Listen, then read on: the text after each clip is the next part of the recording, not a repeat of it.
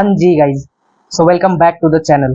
तो दोस्तों, आज हम बात करने वाले हैं पानी में रहने वाली 7 अप्सराओं के बारे में। तो आज की ये जो स्टोरी है बहुत ही इंटरेस्टिंग होने वाली है, तो इस वीडियो को लास्ट तक जरूर देखना। और प्लीज़ अगर वीडियो अच्छी लगे तो वीडियो को लाइक करना, शेयर करना और चैनल को सब्सक्राइब करके आगे की घंटा दबा देना। तो चलिए दोस्तों, शुरू करते हैं आज के इस वीडियो को।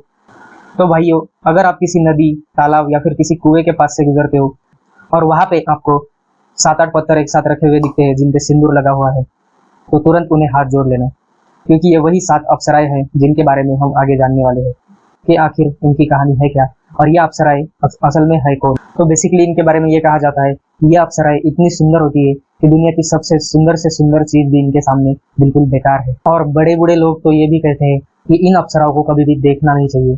तो भाई, अब सवाल ये आता है कि ये अप्सराएं आखिर है कौन, क्योंकि कोई बोलता है कि ये नदी या फिर कुएं या फिर किसी तालाब में रहती है, कोई बोलता है ये भगवान की लड़कियां होती है, कोई बोलता है ये भगवान की दूत होती है, मतलब कि जिसे देवदूत कहा जाता है, कोई बोलता है ये भगवान की सखियां होती है, इसलिए कई लोग इन्हें पूजते भी है और इन्हें भोग भी लगाते हैं, जैसे कि हम अपने किसी भी भगवान को लगाते हैं। तो कोई ये बोलता है कि ये 7 बहनें हैं जो कि कुत्ता, बिल्ली या फिर ऐसी कई अन्य पालतू जानवरों के रूप में आती है, और अगर कोई इंसान गलती से इन्हें मासूम जानवर समझ के इनके पास जाता है तो ये उसे पोजेस कर लेती है।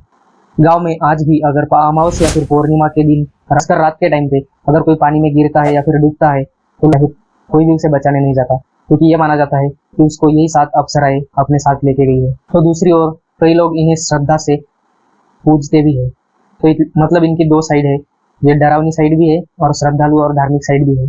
लेकिन ये 7 अप्सराएं आखिर है कौन, इनकी असल कहानी आखिर है क्या? सो डोंट वरी गाइज, यही बताने के लिए तो मैं आया हूँ। लेकिन अगर आप भी इन 7 अप्सराओं के बारे में पहले से कुछ जानते हैं तो कमेंट में जरूर बताइए, या फिर आपकी लोकल भाषा में इन्हें क्या कहा जाता है और क्या सीन है इनका पूरा, ये आप लोग कमेंट में जरूर बताइए। तो चलिए अब जानते हैं कि ये 7 अप्सराएं आखिर है कौन। गांव देहात में इन्हें जल देवता माना जाता है।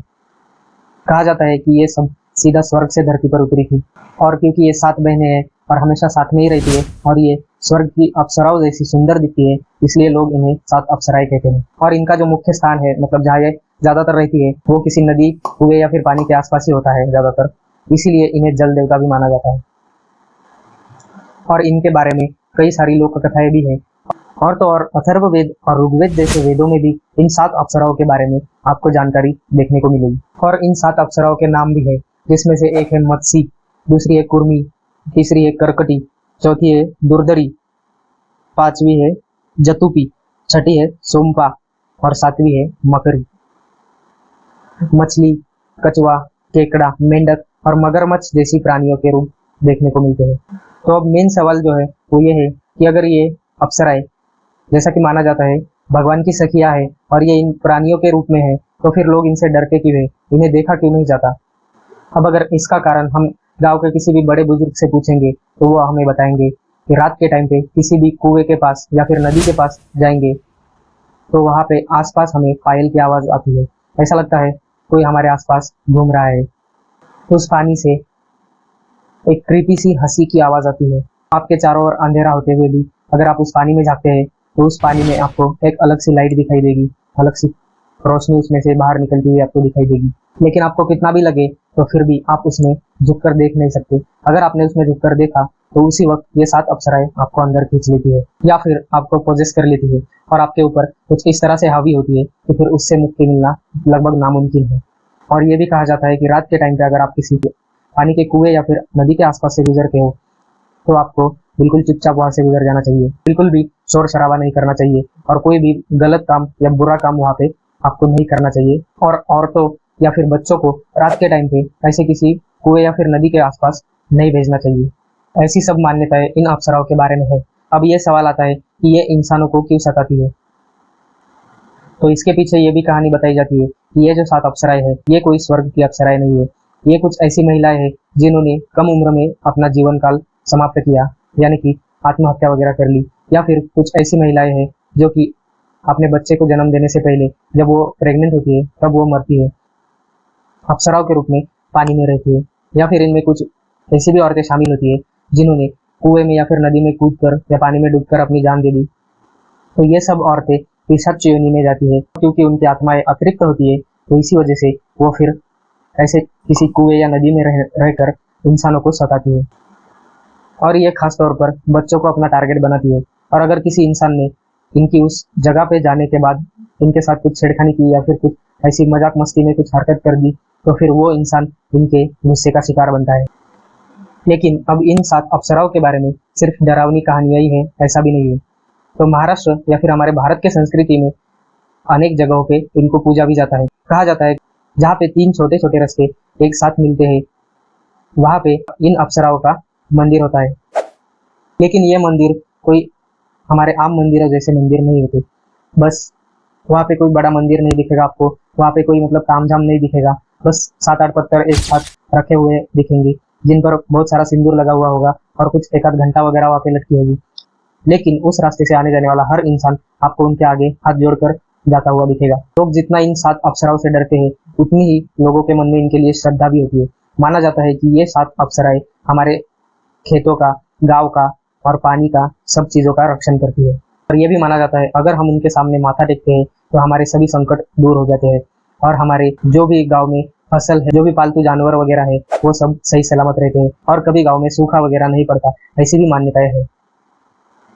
अब महाराष्ट्र में कुछ घरों में इनका स्थान देखने को मिलता है, मतलब कि उन घरों में इन 7 अप्सराओं की स्थापना की गई है और उसके बाद उनकी एक पीढ़ी के बाद एक पीढ़ी ऐसे करके पीढ़ी दर पीढ़ी उन 7 अप्सराओं की पूजा उस घर में की जाती है। और माना जाता है एक बार अगर उनकी स्थापना घर में हो जाती है तो फिर उनके चाहे कितने भी कठिन नियम हो या फिर कुछ भी हो, लेकिन वो सब करना ही पड़ता है। और यही नहीं बल्कि महाराष्ट्र में कई जगहों पे इनके प्रसिद्ध मंदिर भी बने हुए हैं और हमारे भारत के संस्कृति में इनको माता का दर्जा दिया गया है। ये माना जाता है कि ये 7 अप्सराएं पानी को जमीन से जोड़ती है और इसी वजह से नया जीवन निर्माण होता है। तो इसी वजह से हमारे भारत में इनको सप्त माता के रूप में भी पूजा जाता है। अब दूसरी बात यह है कि इनके लिए भोग लगाया जाता है। जहाँ पे भी पानी या फिर छोटे छोटे 3 रास्ते एक जगह पे मिलते हैं वहां पे आपको हमेशा 7 अलग अलग प्रकार के भोग लगे हुए दिखेंगे।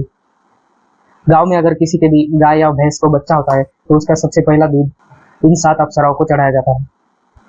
अमावस या पूर्णिमा के दिन नारियल और दही भात का भोग इनको लगाया जाता है।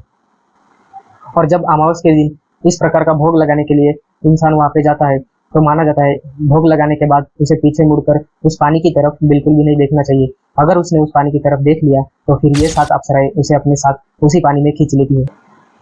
तो इस प्रकार से इन 7 अप्सराओं के बारे में कुछ अलग अलग कहानियां हैं जो कि जिनमें से आधी बहुत डरावनी है और आधी बहुत ही श्रद्धालु है। और हाँ, हमारे भारत में अलग अलग राज्यों में इन्हें अलग अलग नाम से पूजा जाता है। जबकि महाराष्ट्र में इन्हें सियासरा नाम से पूजा जाता है, तो गुजरात में इन्हें शंखनी नाम से पूजा जाता है, पंजाब में जोगनी और कर्नाटक में अक्कागारू के नाम से लोग इन्हें जानते हैं।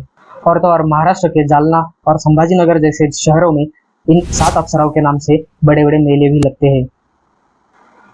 और लोग इनकी बातों को इसलिए सच मानते हैं क्योंकि इनके बारे में वेदों, पुराणों और लोक कथाओं में भी बताया गया है। तो दोस्तों, आज के बाद अगर आप कभी भी रात के टाइम पे किसी भी पानी के आसपास से गुजर रहे हैं तो ध्यान में रखना, उसमें झुककर देखने की या फिर उसके पास जाकर अंदर झांकने की बिल्कुल भी कोशिश मत करना। और अगर आपको कुछ भी आवाज आती है पायल की या फिर किसी के रोने की या चिल्लाने की तो उस तरफ बिल्कुल भी ध्यान मत देना।